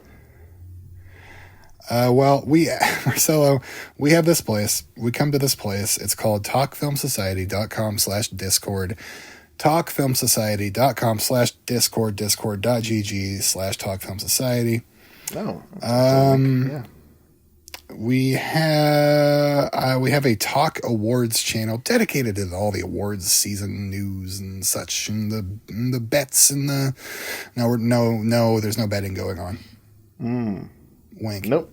But there's lots of discussion. There's lots of prognosticating. Such fun stuff going on there. But before every single episode, I like to ask the fine folks in there to give us their answers towards the topic of the episode. This time being top 10 lead performances of the year. I only gave them top 5 supporting performances. I went for 10 this time. Generous. It was pretty late notice, and I was like, there's probably not going to be that many people who respond, and I was right, so I'm glad I went for 10. There were a few. We got a few, and we're going to sing them all. Yeah. Hollywood Noah Cassidy is first, beating Zephyr. I believe that's the first time Zephyr wasn't first in many weeks. So, Hollywood Noah Cassidy. Lee Byung-hun, No Other Choice. Thank you for putting that in there. Ava Victor, Sorry About Baby. Jesse Plemons, Begonia. I got to give it up. I like Jesse Plemons in that movie. Mm-hmm. He's good. Vincent Castle, The Shrouds. Wow, Marcelo. Let's drop the ball on that one. I kind of lied when I said there weren't honorable mentions. He was an honorable mention for me, Vincent Cassell. So, sorry. Chase Infinity, one battle after another. Timothy Chalamet, Marty Supreme. Can I just say, this is one that we didn't mention on either of our lists, and I was kind of implying earlier, like it for some who are paying attention, like they may ask, why not have Chalamet on our lists? And I don't know, he just didn't make the cut for me. For me, it's because I haven't seen the film. Okay. Jessie Buckley, Hamnet. I mean, look, I'll give her Dimples of the Year for sure.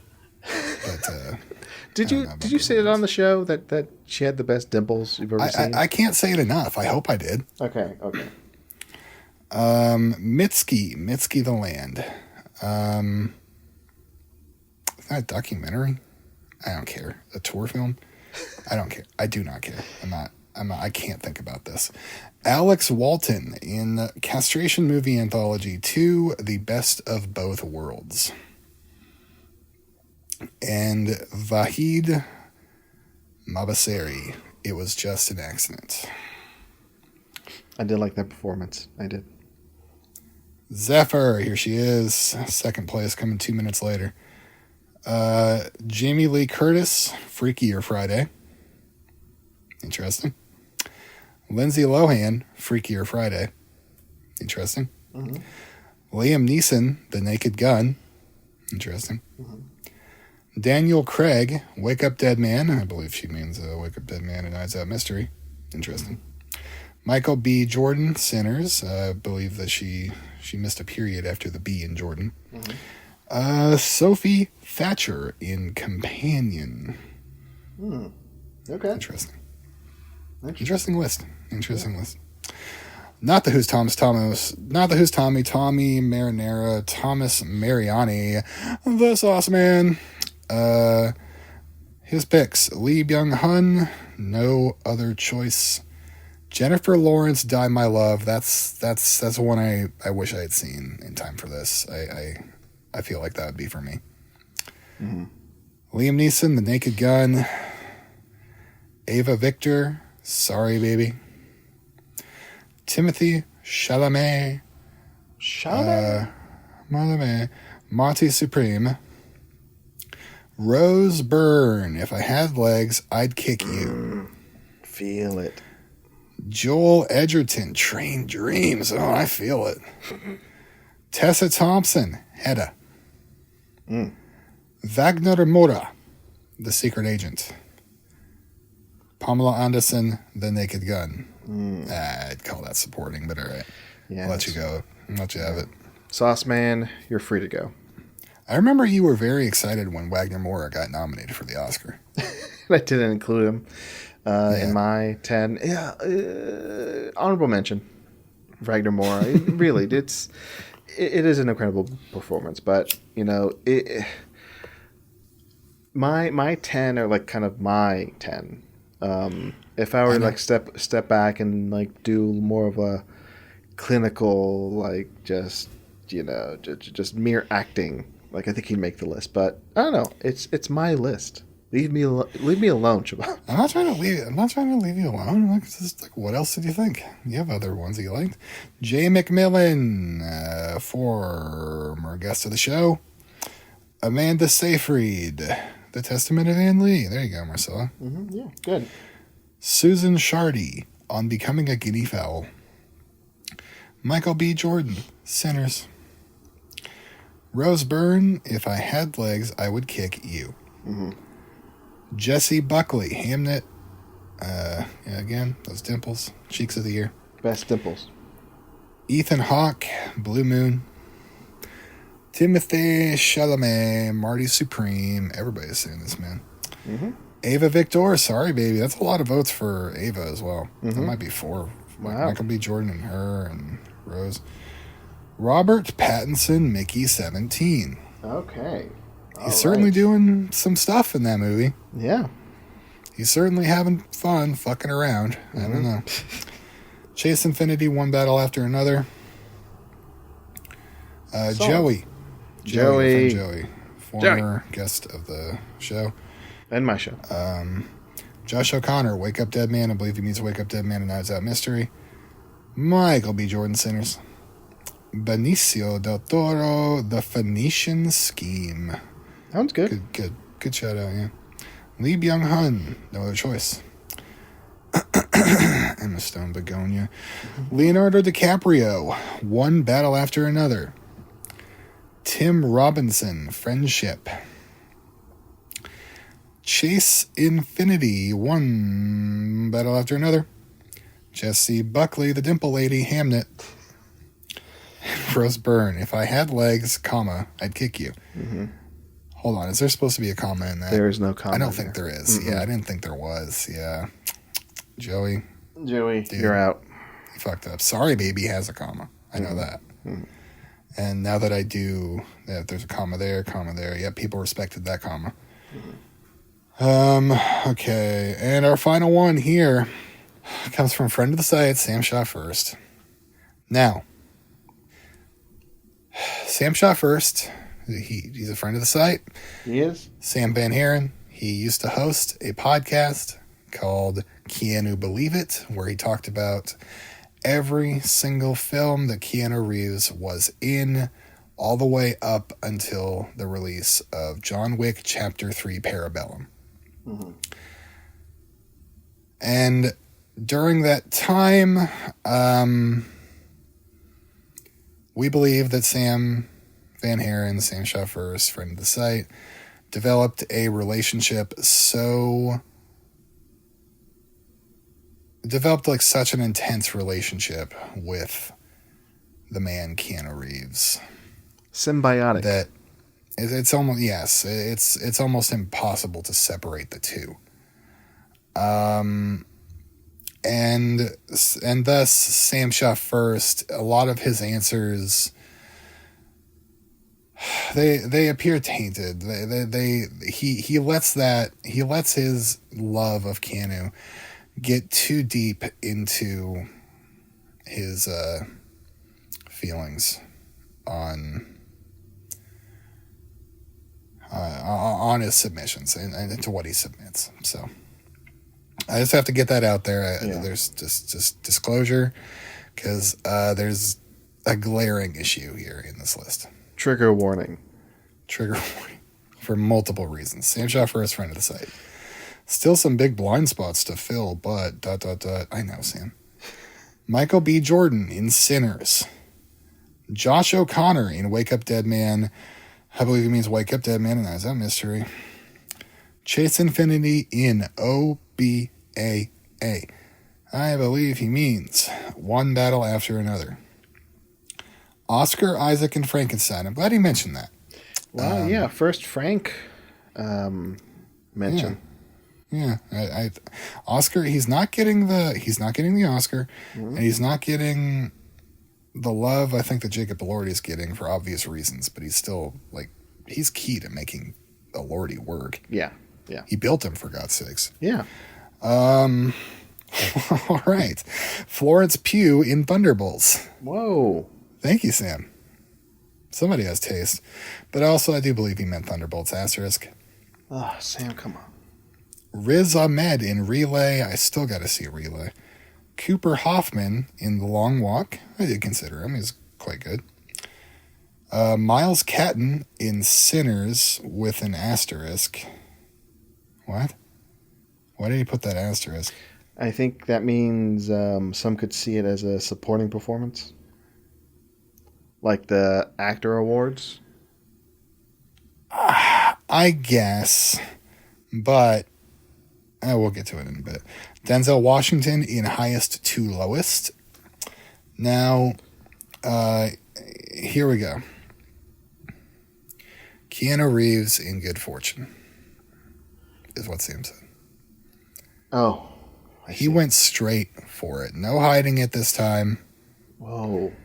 He went straight for the man himself. He said Keanu Reeves in Good Fortune. Yeah, not even trying to hide it, yeah. Didn't have the, he's given up all respect for us. He's just fuck it, I'm putting it out in the open. And I gotta say, if Miles Catton, if you don't think he's necessarily a lead, I don't think Keanu Reeves is a lead in Good Fortune. I was surprised he didn't put this in Best Supporting. I was actually pleasantly surprised he didn't do that to us. But turns out he was saving it for Best Lead Actor. So Marcelo, I just gotta ask, what do you think about what's transpired here? Okay. I can see the how one would put Miles Catton in the lead performance category, right? I see that. I can see that, right? And yeah, by the end, which character basically is the lead? Whose story was this focused on? I think it's Catton's character. There's the focus at the end. Mm-hmm. But I do think Michael B. Jordan is the lead. I do. Yeah. And Catton, I think he was either top of my list or on my list of best supporting performances of the year. Yeah. Opening episode of this season. So sorry, Sam. I mean, I can see where you're coming from with that one, but I don't agree. But for sure, I do not agree with this. Absolutely not. Do not think Keanu Reeves is the lead in Good Fortune. No, absolutely not. I think that's what's his face? I already forgot. Who wrote? Seth Rogen? No, not Seth Rogen. Aziz. It's his movie. He's the star. Didn't he Might also? as well call Keke Palmer. Huh? Why is she not the lead? Huh? If we're gonna call fucking Keanu Reeves the lead. And Keanu Reeves is a good supporting character. Absolutely. And Aziz Ansari, he directed. I looked this up. He directed. He wrote. He produced. He starred in the movie. Now, billing wise, on this site, Seth Rogen is above Aziz Ansari, and then it's Keke Palmer, then it's Sandra Oh, and then it's Keanu Reeves. So interesting. Sam, what are you doing? What's going on Sam, here? This is fucked. You know what? If you put him in the supporting one, I would have been I would have at least understood it on some level. But putting him here in the lead. Can I ask this? Do we know whether or not he did put Keanu Reeves in the supporting? He didn't. I know he didn't. Okay, he didn't for sure. Okay. He held it back.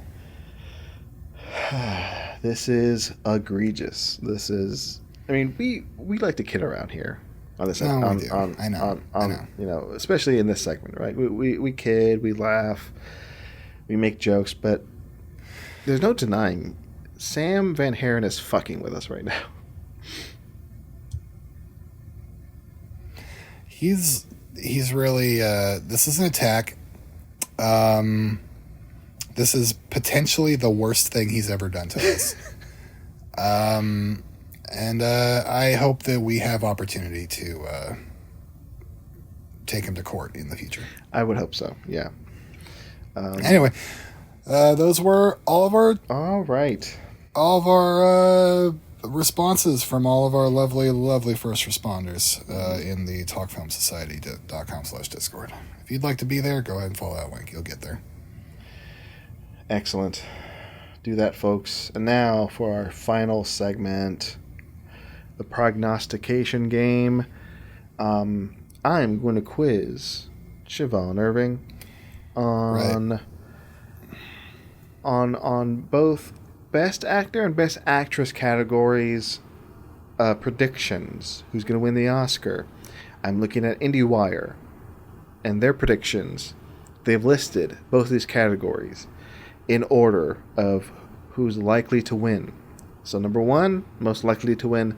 Number 5, least likely to win in both categories. Now, let's start with Best Actor first. All right, who cares? Now, here are your nominees in alphabetical order, Siobhan. And after I give you this list, you're going to tell me in order who do you think is going to win according to IndieWire. So here are here are your nominees for this category.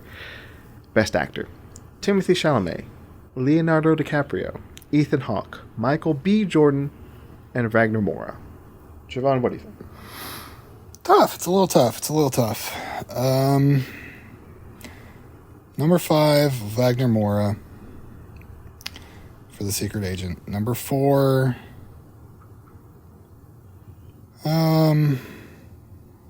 Leonardo DiCaprio for One Battle After Another. No. Swap those. Number 5, Leonardo DiCaprio, One After Another. Number 4, Wagner Moura, The Secret Agent. Number 3,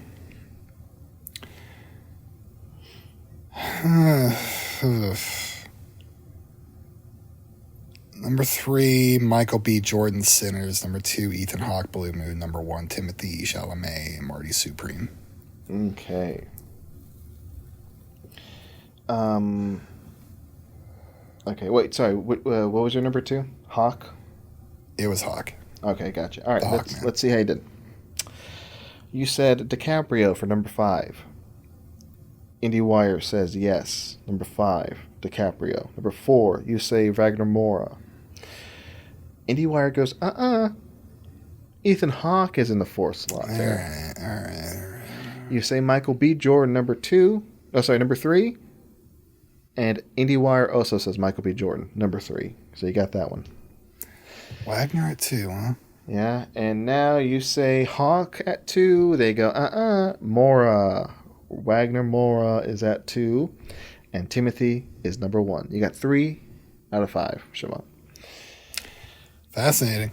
Yeah, absolutely. Interesting to switch 2 and 4, and those are my issues. You were close. And now, switching pages. Let's talk about the actresses. Here are the actresses nominees: Jessie Buckley, Hamnet; Rose Byrne, If I Had Legs I'd Kick You; Kate Hudson, Song Sung Blue; Renette Renesve, Sentimental Value; and Emma Stone, Begonia. Siobhan, how do you rank them? This is even harder. Number 5, Kate Hudson, Song Sung Blue. Number 4, Emma Stone, Begonia. Okay. Number 3, Renata Reinsve, Sentimental Value. Okay. Number 2, Rose Byrne, If I Had Legs, I Would Kick You. Number 1, Miss Dimples herself, Jessie Buckley for Hamnet. All right. Let's see how you did. You said Hudson, 5. Incorrect, according to IndieWire. Okay. They say Stone is at 5. Yeah, I thought about that. 4, you say Stone. It was Renette. Sure. Number 3, you said Renette. They go, That's where Kate Hudson goes. Right. And then number 2, you say Rose Byrne, and they agree Rose Byrne is at number 2, and they also agree Jessie Buckley is number 1. So This is it. They just put those in alphabetical order. it kind of looks like it. I think you're right. They literally did. Like, that's just alphabetical order. That's all they did. But I see the case, and now we get to decide who wins, or who we think's going to win the Oscar. And folks, put your turn on your betting apps. I'm happy to do it. Yeah. So okay, my quick thought here, and their thought here is Emma Stone, number 5. That makes sense. She's already won 2. I think her nomination here was kind of like, I hate to say it, kind of like a Meryl Streep sort of thing. It's like, she's a great performance, but is she going to win? Probably not. Renette, Sentimental Value, going strong. Number 4, Hudson, I think the power of her getting nominated put her in the 3rd slot. And then, of course, I think it's between these two. I think it's Buckley versus Byrne, and Buckley with the lead. So I hate to say it. I want Byrne to win, but I think Buckley's going to win the Oscar. Siobhan, what do you think? Yeah. Yeah. I would You love agree? to see those sweet dimples up on stage. But I would also really like to see Rose Byrne. I am going to... Do I take the... Yeah, I'll do it. I'll do it. I will take Rose Byrne. Oh, you're going to take Rose Byrne. Okay. All right. I will. I really hope you're right. I really hope she wins. I think out of maybe not all, but this is definitely a category in which I have a favorite I'm rooting for, and if they win, I would be ecstatic if they won. But yeah, let's see what happens. So we're split on this one. Are we in agreement with Best Actor, though? Siobhan, why don't you go first? What's your thought on Best Actor? So I swerved a little bit on the last one. I feel like it would be very stupid to swerve here. But, like, this is what I do. I go for the one that, like, I want to see win most. Mm-hmm. Right? Yeah. And it's hard to stop myself from doing that. You know? Mm-hmm. So... And I won't be upset when Timothée Chalamet wins, but like I don't think Michael B. Jordan's chances are that bad. Like, I just don't.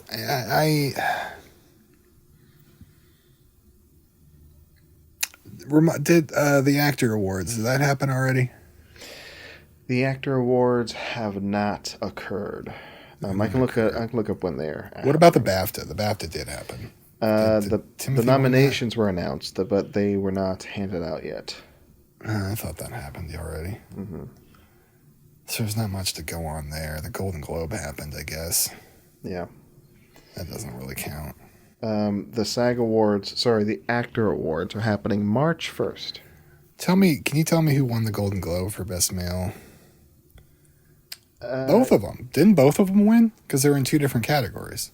Yes, off the top of my head, I can say Chalamet and Wagner Moura each won their respective award. You're right. Yeah. It's tough. Can I just jump in and say This is a triple threat. It's easy for me to say Timothée Chalamet. It is. Because I think this, as of now, he's won the most awards in this category. He has the momentum.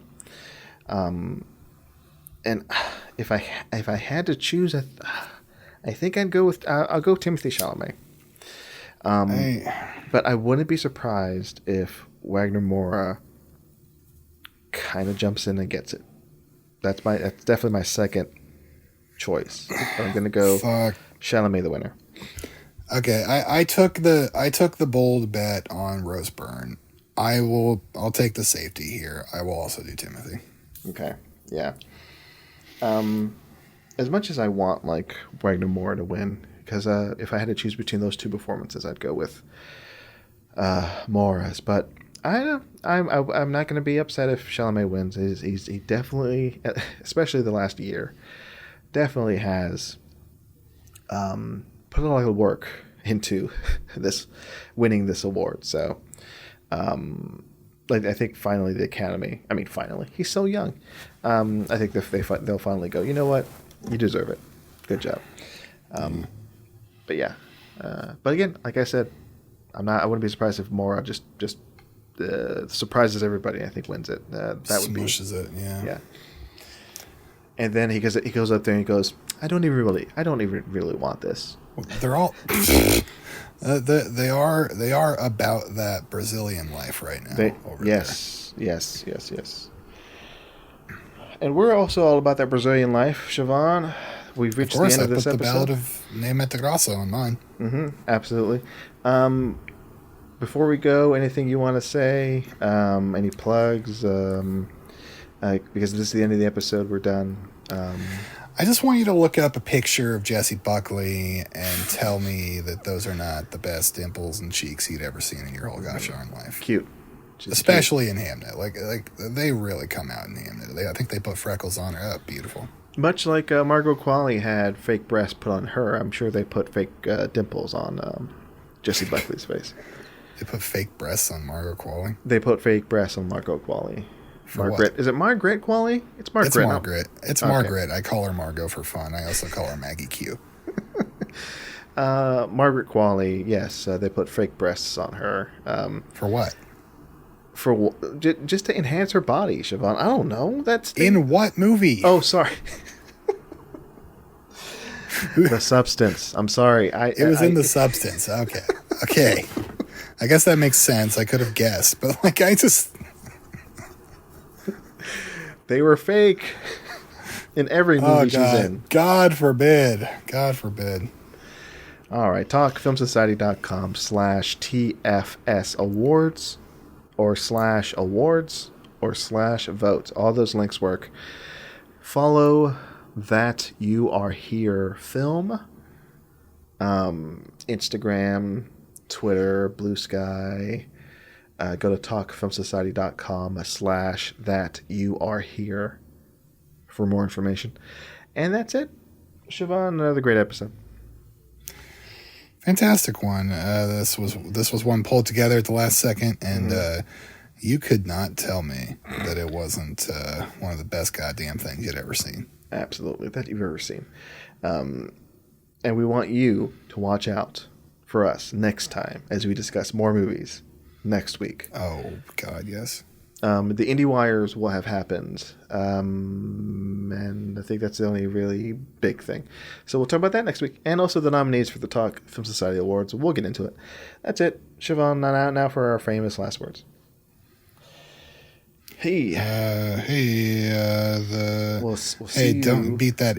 Nothing can beat that independent spirit out of us. Dimples. Bye, everybody.